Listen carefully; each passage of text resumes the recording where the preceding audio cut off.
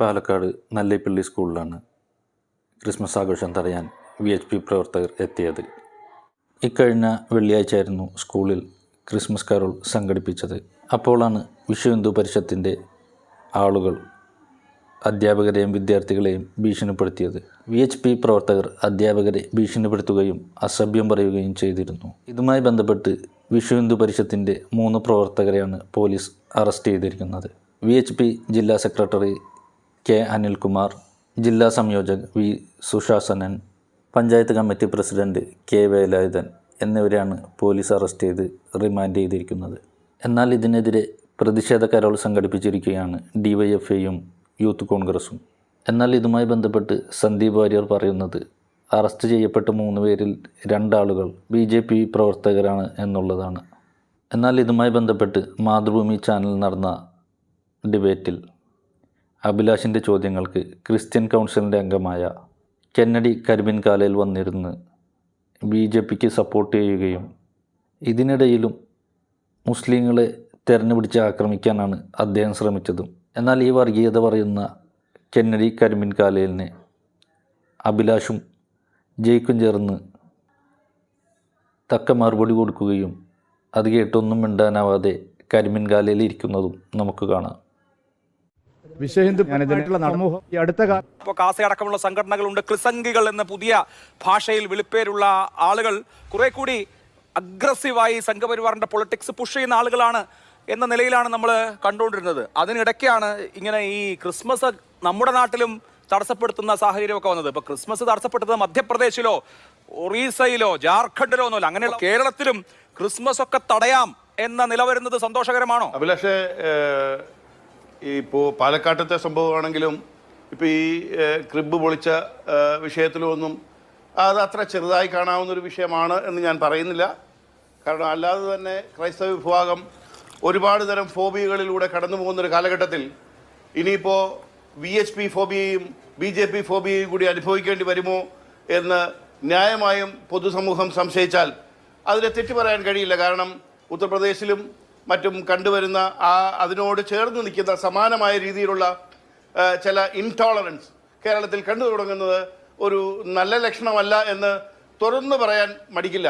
കാരണം BJPയോ BJPയുടെ പ്രതിനിധിയോ ഒരു ന്യൂനപക്ഷ മോർച്ചയുടെ പ്രതിനിധിയോ അല്ല ഇത് നിഷേധിക്കേണ്ടത്.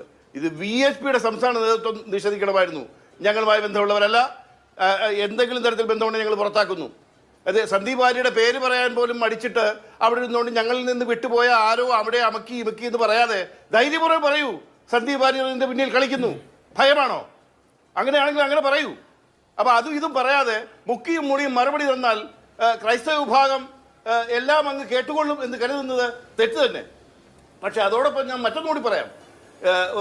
ഒരു ക്രിബ് പൊളിച്ചതും അല്ലെങ്കിൽ അവിടെ ഒരു ക്രിസ്മസിന്റെ റാലി തടസ്സപ്പെടുത്തിയതിനേക്കാളൊക്കെ അതിഗുരുതരമായ മുനമ്പം മാതിരി ഒരു വിഷയം എന്നെ പറയാൻ അനുവദിക്കണേ അഭിലാഷേ.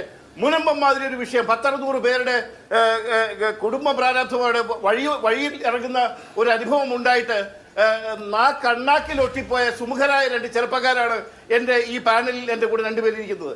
അവര് VHP എന്ന് കേട്ടതോടുകൂടി പുലിവേഷത്തിൽ ഇറങ്ങിയിരിക്കുകയാണ്. ഞാൻ ധൈര്യമുണ്ടോ? ഞാൻ അവരോട് ചോദിക്കുന്നു.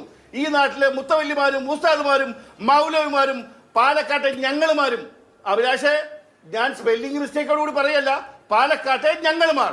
കാരണം നാളെ അഭിമാനത്തിന് പോറിയെന്ന് പറഞ്ഞ് എനിക്കെതിരെ കേസുമായിട്ട് വരരുത്. കാരണം അവർക്ക് കരിപ്പൂരും മറ്റേ സ്വർണ്ണമൊക്കെ ഇവിടെ കേസ് നടത്താൻ പറ്റും. നമ്മൾ പാവപ്പെട്ടവരാ, കൃഷിക്കാരനാ, നമുക്ക് കൃഷിയെടുക്കുക ഉൽപ്പന്നത്തിന് വില പോലും ഇല്ല. ആരെയും പുലിയും കടുവാക്കി നമ്മുടെ നെഞ്ചത്ത് കയറുക. ഒരു പന്നിയെ എങ്ങാനും തൊട്ട് കഴിഞ്ഞു കഴിഞ്ഞാൽ UAPA ചുമത്തിയവരെ നേരിടുന്നതാണ് ഞങ്ങളുടെ സഹോദരങ്ങളെ നേരിടുന്നത്. ആ സമയത്താണ് ഞാൻ പറയുന്നത്, ഈ ആൾക്കാർ 2 പേർ ഈ കളവ് പറഞ്ഞ് മുനമ്പത്ത് വഖഫ് ഭൂമിയാണെന്ന് കളവ് പറഞ്ഞ ഇസ്ലാമിന്റെ നേതാക്കന്മാരെ മൗലവിമാരെ എല്ലാം തള്ളി പറയാൻ ഈ 2 ചെറുപ്പക്കാർ പേരെടുത്ത് ചോദിക്കും. ഞാൻ പുൽക്കൂട് പൊളിച്ചതിനെ കുറിച്ചൊന്ന് ചോദിച്ചു പോയി. അതൊരു വലിയ തെറ്റായി പോയി തോന്നുന്നു. ചെറുതായിട്ടൊന്ന് പുൽക്കൂട് പൊളിച്ചതിന് ഇപ്പോ ഇത്രയൊക്കെ ഇത്രയും അനുവദിച്ചില്ലേ? അപ്പോ ചെറുതായിട്ടൊന്ന് പുൽക്കൂട് പൊളിച്ചതിന് ഇത് കൂട് പൊളിച്ചതിനെ കുറിച്ച് ചോദിച്ചാലും വഖഫ് ബോർഡിനെ കുറിച്ചാണ് ക്രിസ്ത്യൻ കൗൺസിലിന് സംസാരിക്കാനുള്ളത്. ഇവിടെയൊക്കെ തന്നെയാണ് ഈ താങ്കള് മോഹൻലാലിന്റെ അക്കരെ അക്കരെ അക്കരെ സിനിമ കണ്ടിട്ടുണ്ടോ? അതിൽ ശ്രീനിവാസൻ മോഹൻലാലിനോട് പറയുന്നുണ്ട് തല്ലിക്കോ, എത്ര വേണമെങ്കിലും തല്ലിക്കോ എന്ന് പറഞ്ഞതുപോലെ ശ്രീ കെന്നഡി കരിമ്പുംകാലായിൽ VSPയോട് പൊളിച്ചോ, എത്ര വേണമെങ്കിലും പൊളിച്ചോ.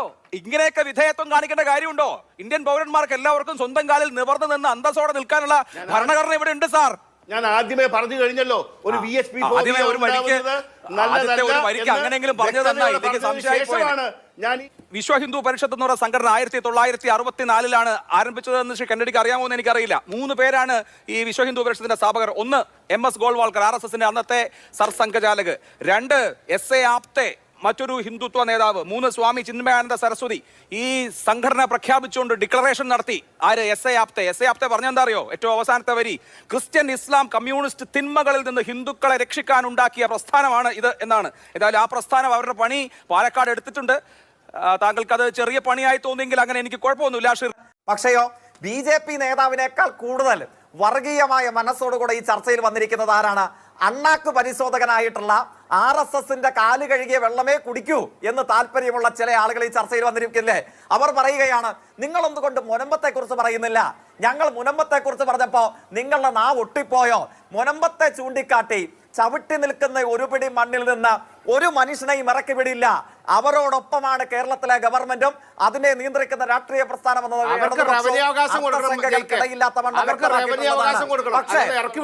പക്ഷേ അത് പറഞ്ഞതിന് ശേഷം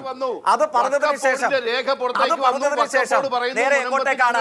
നേരെ ഹിന്ദു ഐക്യവേദിയുടെ വേദിയിലേക്ക്, നേരെ RSSന്റെ വേദിയിലേക്ക്.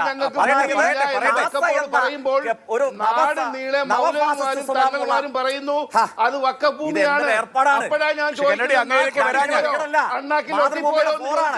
അങ്ങ് മിണ്ടാതിരിക്ക്. ഇത് അങ്ങയുടെ വീടല്ല, മാതൃഭൂമിയുടെ ഫ്ലോറാണ്. അല്പം മര്യാദയോട് കൂടെ സംസാരിക്കേണ്ട ഇടമാണ്. അങ്ങ് വീട്ടിൽ കാണിക്കുന്ന സ്വഭാവം എടുത്ത് മാതൃഭൂമിയുടെ ഫ്ലോറിൽ അതെ, അങ്ങയുടെ കാശിക്ക് പോയതാണോ? അങ്ങ് പറഞ്ഞതിനെ കണ്ടിക്കാൻ ഞങ്ങൾക്ക് അവസരം കിട്ടും എന്ന് ഉറപ്പുള്ളത് കൊണ്ടാണ് അങ്ങ് വീട്ടിൽ കാണിക്കുന്ന അങ്ങയുടെ തനി സ്വഭാവം മാതൃഭൂമിയുടെ ഫ്ലോറിൽ വന്ന് കാണിക്കരുത്. അത് കേട്ടോണ്ടിരിക്കാൻ വേറെ ആളെ നോക്കണം, അല്ലെ കാസയുടെ നേതാക്കന്മാരെ വിളിച്ചുകൊണ്ട് ഇരുത്തണം. അവന്മാർ മിണ്ടായിരുന്നു കേൾക്കുമായിരിക്കും. എന്നിട്ട് എന്താ പറയുന്നത്? ആ വിഷയത്തിന്റെ മറവിൽ RSSനെ അങ്ങ് സഹായിക്കാം, സംഘപരിവാർ വർഗീയതയെ. അതായത് ഇപ്പൊ മണിക്കൂറുകൾക്ക് പുറകിൽ പുൽക്കൂട് തകർക്കുകയും കുഞ്ഞുങ്ങളെയും അധ്യാപകരെയും ഭീഷണിപ്പെടുത്തി ക്രിസ്മസ് ആഘോഷത്തെ റദ്ദ് ചെയ്യാൻ ശ്രമിച്ച സംഘപരിവാർ രാഷ്ട്രീയത്തെ അവരുടെ കാല് കഴുകിയ വെള്ളം കുടിക്കാൻ ഞങ്ങളുണ്ട് എന്ന് അപൂർവം ചില ഇനങ്ങൾ, കാസ പീസ പോലെ അപൂർവം ചില ഇനങ്ങൾ അങ്ങ് പ്രഖ്യാപിക്കുകയാണ്. എന്തുകൊണ്ടാണ്? ഏത് കംഫർട്ട് സോണിൽ ഇരുന്നുകൊണ്ടാണ് നിങ്ങളൊക്കെ ഈ പ്രഖ്യാപനം നടത്തുന്നത്? നിങ്ങൾക്കറിയുമോ? ഫാദർ സ്റ്റാൻസാമി ജസ്യൂട്ട് സമുദായ അംഗമായിരുന്നില്ലേ? 85 വയസ്സുള്ള പുരോഹിതൻ എങ്ങനെയാ മരിച്ചത്? അല്ല, RSS കൊന്നുകളഞ്ഞു. പാർക്കിൻസൺസ് രോഗബാധിതനായ വൈദികന് വെള്ളം കുടിക്കാൻ ഒരു സ്ട്രോ പോലും കൊടുക്കാതെ ജയിലിലിട്ട് RSS കൊന്നുകളഞ്ഞപ്പോ എവിടെ പോയി കാസ പീസ സംഘങ്ങള്? എവിടെ പോയി RSSന്റെ ആരാധക സംഘത്തിൽപ്പെട്ട ഈ ഇടയന്മാര്? ഒരൊറ്റ ഒരുത്തനെയും കണ്ടിട്ടില്ലല്ലോ.